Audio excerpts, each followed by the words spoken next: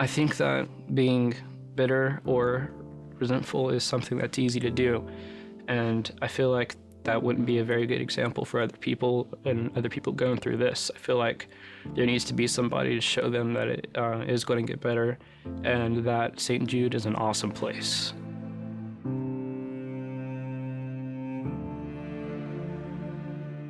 It was a normal Thursday morning. Corbin climbed into bed between me and Clint and wanted Daddy to scratch his back. He found a bump that he knew was not supposed to be there. So we took him right to our pediatrician, and our little 3-year-old son had cancer. Corbin's diagnosis is rhabdomyosarcoma. It is a cancer of the soft tissue. I was terrified. I had no idea what to expect, and I saw other children, who had lost their hair. Some of them looked like they didn't even know they were sick. And still, the cry from my heart was not my child. No one is immune from cancer.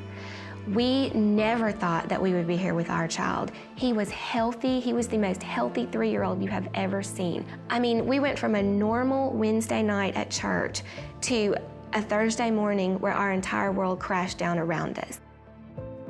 I was under the misconception that St. Jude was a very sad place to go, a sad place to visit. It's not that way at all. It's the opposite. You come here and the doctors don't look scared. By the time the scans were back and Dr. McGregor said 85 to 90% cure rate, normal life expectancy, I cannot tell you the desperate, painful ache that left my heart. And I know that the words she was able to say to us are a direct result of the people who give to St. Jude, and we were able to experience that. It was an extremely successful treatment. We were just coming every year for a checkup, and we were out of the woods.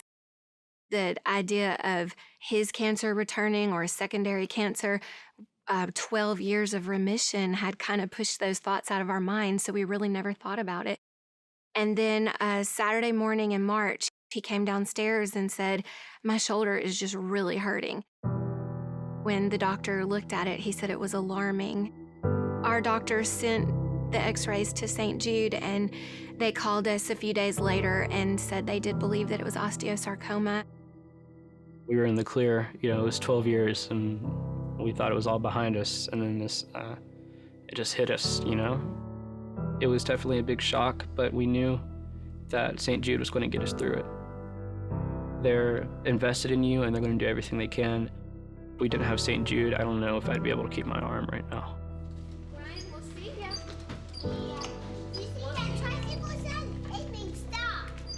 When he was 3 years old and he went through treatment here, I was proud of him then. But this is even on a whole other level because he understands exactly what he's going through. He understands exactly what the possibilities are, what the risks are. And to be able to know you're going in with eyes wide open and still be as brave as he has been. He's grown into exactly the kind of son I always dreamed of having.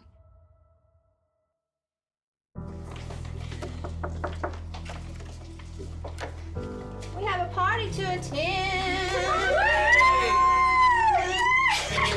We like to see you every day, but now's the time we get to say, pack up your bags, get out the door, you don't get chemo anymore.